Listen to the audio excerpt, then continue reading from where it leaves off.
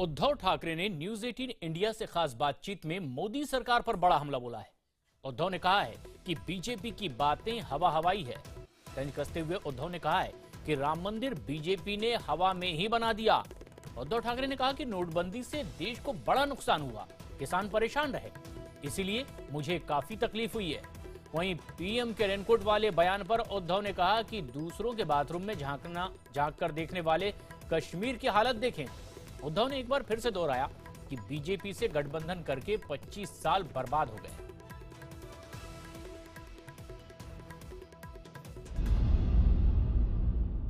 2014 के बाद देश बदल रहा है, आप देश बदलने में साथ नहीं है। देश तो वो कई बार बदल चुके हैं। वो पूरी दुनिया घूम रहे हैं, तो रोजाना उठकर देखते हैं कि अरे कौन सा देश है, तो बोलते हैं रशिया है। अच्छा, दूसरे दिन उठते कौन सा है, ये मंगोलिया है। तीसरे दिन उठे कौन सा है, जापान है। तो देश तो उनके लिए बदल रहा है। रोज नया नया देश देख रहे हैं, तो देश तो बदल रहे हैं। आप कहते हैं कि 2014 के बाद ऐसा लगता है कि देश का जन्म हुआ, पहले कुछ होता नहीं था। ऐसे लग रहा है। अब जितनी सारी सुविधाएं और जितनी सारी बातें हम देख रहे हैं, वे पिछले 2 साल की उनकी ये है। उसी सरकार में आप साथ हैं, केंद्र में और राज्य में, दोनों में। वही तो हमें सोचना होगा। हम साथ रहे, जरूर रहे। हालांकि 2014 के लिए तो हमने भी तो प्रचार किया था मोदी जी का। एक आशा थी, आम लोगों की जो आशा थी, सपना था, वो पूरा करने के लिए मैं भी उसमें शामिल था। कहीं जाकर आज लग रहा है कि क्या वो एक भ्रम था। अच्छे दिनों का सपना तो सपना ही रह गया, वो भी टूट गया। अब कहाँ गए अच्छे दिन? मुझे 50 दिन दे दो डिमोनेटाइजेशन के बाद। 50 के आगे कितने दिन हो गए? आप लोगों ने गिनना भी छोड़ दिया, उन्होंने बताना भी छोड़ दिया। कब वो बदलाव जो लाने वाले थे, कब आएगा बदलाव? कब स्थिति सुधरेगी? और आज के दिन ही मैंने देखा कि कश्मीर में आतंकवादी हमला हुआ है, उसमें हमारे 2 जवान मारे गए। देश के खिलाफ वहां जनता रास्ते पर उतर कर आई है वहां की, और हमारे प्रधानमंत्री प्रचार दौरे में व्यस्त है। लोगों के बाथरूम में देख रहे हैं, लेकिन कश्मीर में क्यों नहीं देख रहे आप? कश्मीर में देखें ना, कश्मीर में जो चल रहा है, पूरी जनता सड़क पर उतर कर आई है वहां की।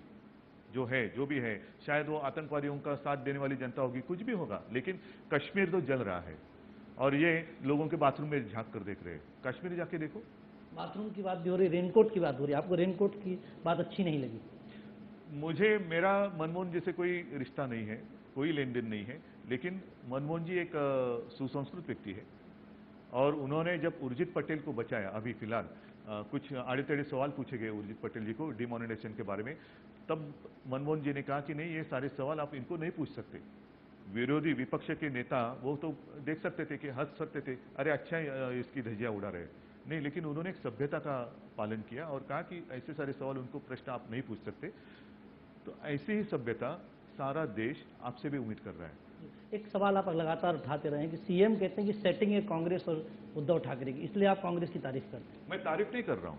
तारीफ करने के लिए मेरा कुछ, मैंने कहा ना, कुछ लेन देन नहीं है। लेकिन जो सच्चाई है, सच्चाई है। जितने सारे किए हुए काम हम दिखा रहे हैं म्यूनिसिपैलिटी के माध्यम से, महानगर पालिका के माध्यम से, भाजपा एक काम क्यों नहीं दिखा सकता? एक काम। ये तो हमारा, मैंने वचननामा भी मैं लेके आया हूं। जितने सारे पानी की जो बात हम की है, हॉस्पिटल्स कितने सुधारे हैं, खुद का डैम हमने बनाया है, स्कूल में सुधार लाया है। ऐसी सारी बातें जो म्यूनिसिपैलिटी कर सकती है, वो क्यों नहीं दिखाते? बीजेपी ने जो दिखाया उसकी मैंने आलोचना की। जो दिखाया है मेट्रो भाजपा ने नहीं किया। जो बटन मोदी जी ने दबाया था, उसको स्टे मिल गया है। तो शुरू होने से पहले ही स्टे लग गया उसको, रेड सिग्नल आ गया, और रेड सिग्नल ग्रीन वालों ने दे दिया। लेकिन वो आपके घोटाले की बात भी करते हैं, वो कहते हैं हम आप घोटाले दिखाएंगे शिवसेना के। दिखाओ ना, दिखाओ कहाँ घोटाले हुए। आप भी तो साथ में थे ना, तो क्या आप मजा ले रहे थे अगर हमने घोटाले किए हो तो? आज के दिन जैसे थाना की बात मैंने की कि थाना, कल परसों चीफ मिनिस्टर जी वहां गए थे और उन्होंने कहा कि वहां के कमिश्नर जी ने आधी रात उनको फोन किया कि कोई उनको डरा धमका रहा है। तो ये जो नजदीकियां आपने खुलेआम बोली, इसके लिए मैं उनका स्वागत करता हूं, धन्यवाद देता हूं कि ऐसे करीबी लोग आप कमिश्नर के माध्यम से हमें देते हैं। और अगर उसके बावजूद घोटाला होता है तो क्या मुख्यमंत्री जी इसमें शामिल नहीं है? क्योंकि जितना कारोबार होता है, पार्षदों का हिस्सा उसमें कितना रहता है और प्रशासन का कितना रहता है। अधिकार जो है वो प्रशासन का रहता है। प्रस्ताव बनाना, उसे सबके सामने लाना, कौन कॉन्ट्रैक्टर इसमें हिस्सा ले सकता है, उसका प्री क्वालिफिकेशन तय करना, ब्लैकलिस्ट करना, ये सारी बातें प्रशासन तय करता है, वो शासन नियुक्त करता है। कमिश्नर ये मुख्यमंत्री का आदमी रहता है। ये कल ही आपने बता दिया थाना में, अच्छा किया। तो क्या ये सारे आरोप आप खुद पर नहीं कर रहे हो? घोटाला कहाँ गया पैसा, पूछो ना। जो पैसा दिया जाता है उसके ऊपर सिग्नेचर किसकी रहती है? कॉन्ट्रैक्टर को जो चेक दिया जाता है किसकी सिग्नेचर रहती है? मेयर की रहती है, स्टैंडिंग कमेटी चेयरमैन की रहती है, या प्रशासन से किसी अकाउंटेंट या उनके अधिकारी रहते हैं उनकी रहती है? तो आपकी साझेदारी उसमें होगी तो हम कैसे उसमें? पहले देवेंद्र फडणवीस ऐसे आरोप नहीं लगाते थे, दूसरे लोग लगाते थे, अब देवेंद्र फडणवीस भी लगाने लगे। क्या उनकी कोई सुन नहीं रहा? क्या है? ना समझिए उनको, ना समझदार, जिनको म्यूनिसिपैलिटी का कारोबार कैसे चलता है पता नहीं, वो दुर्भाग्य से आप कहना पड़ता है कि राज्य के मुख्यमंत्री बने तो राज्य के लिए खतरा है। एक शेर है उर्दू का कि दिल मिले ना मिले हाथ मिलाते रहिए। आपके दिल तो नहीं मिल रहे, हाथ मिलाते रहेंगे? नहीं, फिलहाल घोटाले के आरोप कर रहे हैं तो दिल मिले ना मिले, लेकिन बिल तो मिलना चाहिए, वो बिल देख रहे हैं। तो यूपी पे लगातार सवाल उठते रहे। आप कहते हैं कि बस बहुत हो गया, 25 साल खराब हो गए। आपने जब आप बाला साहब ने आपको कारभार दिया था तब नहीं, तभी आपने तोड़ने की बात की? तभी नहीं की। बाला साहब 2012 में चल बसे, 2014 तक मैंने भी वो अरेंज ये रहता है ना उनका, मोदी मोदी, वो तो मुझे वो माधुरी दीक्षित का गाना याद आता है, मोहिनी मोहिनी। तो हम भी तो पागल जैसे मोदी मोदी करते घूमे, 2 साल 2.5 साल अनुभव लिया, और अब जाके आगे जाकर लग रहा है कि शायद कहीं गलती हुई है हमारी, और गलत रास्ते पे पूरा देश जा रहा है।